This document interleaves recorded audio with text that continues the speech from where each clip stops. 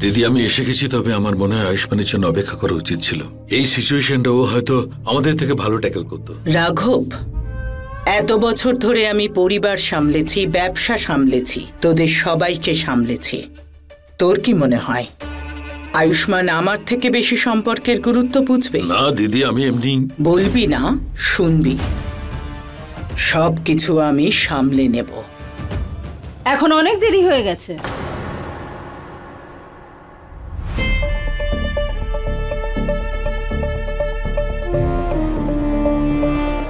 দেখো উর্বশী, তোমার মেয়ের সঙ্গে যা হয়েছে ঠিক হয়নি। আমি মানছি আমাদের আয়ুষ্মান ভুল করেছে, সেই জন্যই ক্ষমা চাইতে এসেছি। হ্যাঁ, আয়ুষ্মান ঠিকই বাড়ি আসবে। দ্বিতীয়বার এরকম হবে না, আমি প্রমিস করছি। প্রমিস? আমি এখন সেই প্রমিসে বিশ্বাস করা ছেড়ে দিয়েছি, যার উদ্দেশ্যই ঠিক নয়। আমাদের উদ্দেশ্য অসাধু নয়, সেই জন্যই নতুন করে শুরু করতে চাইছি। ক্ষমা করবেন, যতক্ষণ পুরনো ক্ষত না ভরবে নতুন শুরু কি করে হতে পারে? পুরনো ক্ষত খোঁচালে নয়, ওষুধ লাগালে তবেই তো ঠিক হবে। একদমই তা নয়। কিছু ক্ষত এরকম থাকে যেটা উপর দিয়ে বোঝা না গেলেও কিন্তু মনে সেই ক্ষত থেকেই যায়। মনে আছে আপনার? কিছু বছর আগে আমিও ঠিক এইভাবেই আপনার জন্য অপেক্ষা করেছিলাম। তারপর কি হলো?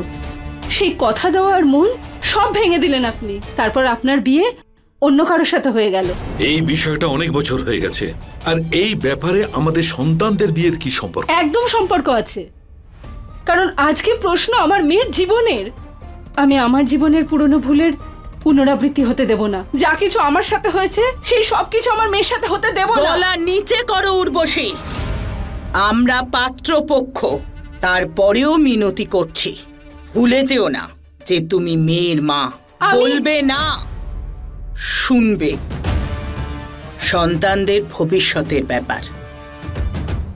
রঘু, আয়ুষ্মান আর আলিয়ার বিয়ের কার্ড।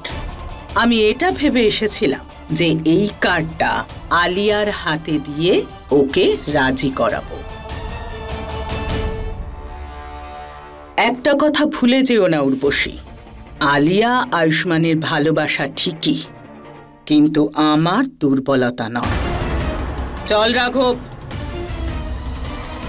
দাঁড়ান,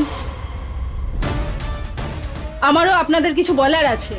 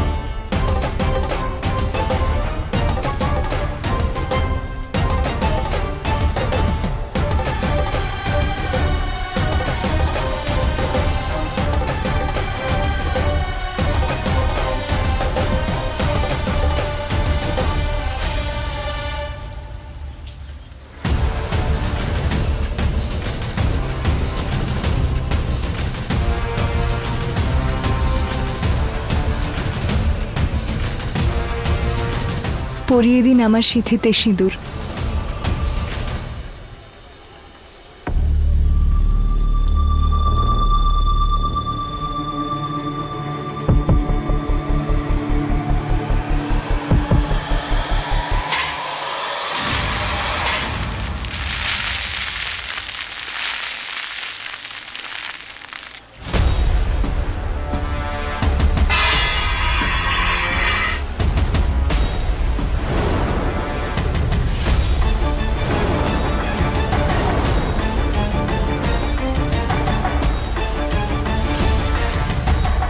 নিজেকে তুমি ভাবোটা কি? হ্যাঁ, আমার জীবনটাকে নষ্ট করে দিয়ে আমার স্ত্রী হওয়ার নাটক করছো তুমি এখন।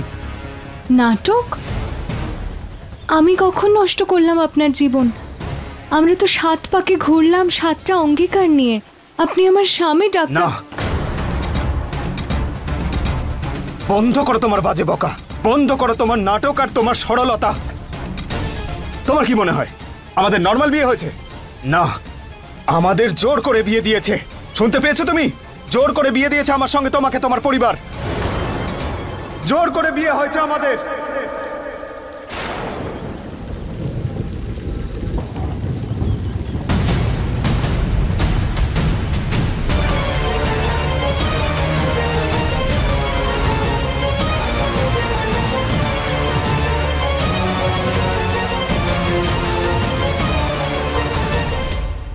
আলিয়া আয়ুষ্মানকে পছন্দ করে ঠিকই, কিন্তু আমার মেয়ের ভালোবাসা আমার দুর্বলতা নয়, আর এটা হলো আমার জবাব।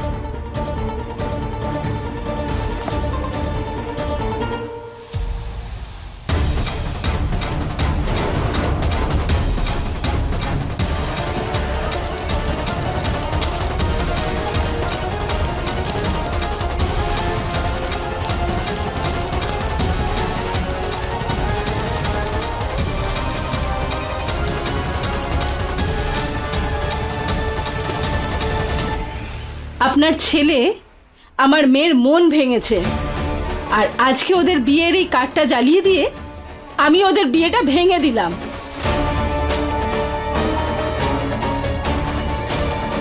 1 মিনিটে জীবন বদলে যায় না, কিন্তু 1 মিনিটের চিন্তায় সিদ্ধান্ত নেওয়ার জন্য পুরো জীবনটা বদলে যায় উর্বশী। বিয়ে বন্ধ করতে তোমার এই 1 মিনিটে নেওয়া সিদ্ধান্ত, এই সিদ্ধান্তের জন্য তুমি আর তোমার মেয়ে সারা জীবন আফসোস করবে।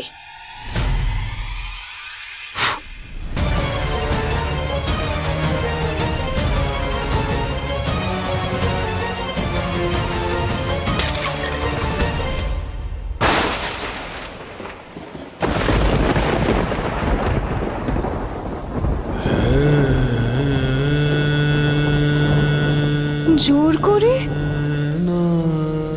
কিন্তু আপনি তো আমার স্বামী। স্বামী নই আমি তোমার।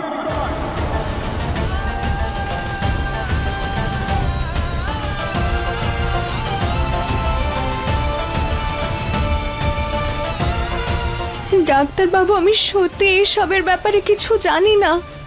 বাহ, সত্যি মানতে হবে তোমাকে। তুমি এখানে গ্রামে কি করছো? তোমার তো রাজনীতিতে থাকা উচিত, নেতা হওয়া উচিত তোমার। তোমাকে দেখতে একরকম লাগে, কথা একরকম বলো, আর কাজ করো অন্যরকম। ইনফ্যাক্ট তোমার তো অ্যাক্ট্রেস হওয়া উচিত। কি ভালো অ্যাক্টিং করছো। সব সত্যিটা তোমার সামনে থাকা সত্ত্বেও এমন ভাবে অ্যাক্টিং করছো যেন কিছুই জানো না। এবার তুমি বলবে তোমার বিয়েটা তোমার মা আর তোমার ঠাকুমা তোমাকে না জিজ্ঞেস করেই দিয়ে দিয়েছে। তোমাকেও আমার মতোই ঠকানো হয়েছে, আর তুমি একেবারে নিরীহ, তাই না? হ্যাঁ ডাক্তার বাবু, আমি কিচ্ছু। মিথ্যে মিথ্যে মিথ্যে কথা বলছো তুমি। কারণ সত্যিটা হলো যে আমার নজরে ভালো হওয়ার জন্য ওই বিয়েটা থেকে আমাকে পালাতে সাহায্য করেছিলে।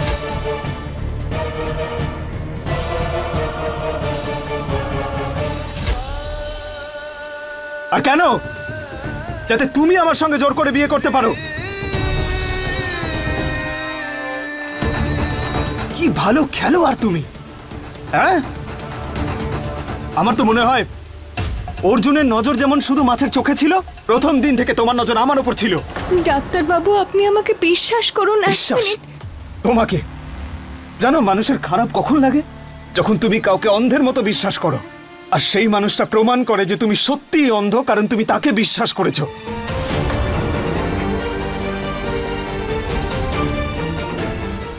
আরে কে ভেবেছিল এরকম একটা সরল মুখের পেছনে এইরকম একটা সাপের মতন মেয়ে লুকিয়ে রয়েছে? সেই দিন আমার ক্লিনিকে এসে আমাকে জিজ্ঞেস করার নাটক করছিলে যে আমি বিয়ের জন্য তৈরি কি না। আপনি কি আমাকে সত্যি বিয়ে করতে চান?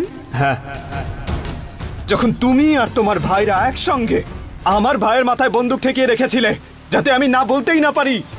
না ডাক্তার বাবু, এটা সত্যি কথা নয়। এটাই আসল কথা। আমি তোমাকে থালার ওপর মেসেজ লিখে পাঠিয়েছিলাম, আর ওতে পরিষ্কার লেখা ছিল জোর করে। আমি ভেবেছিলাম তুমি বুঝতে পারবে আমাদের জোর করে বিয়ে দেওয়া হচ্ছে, আর তুমি মণ্ডপে আসবেই না, কিন্তু তুমি এলে।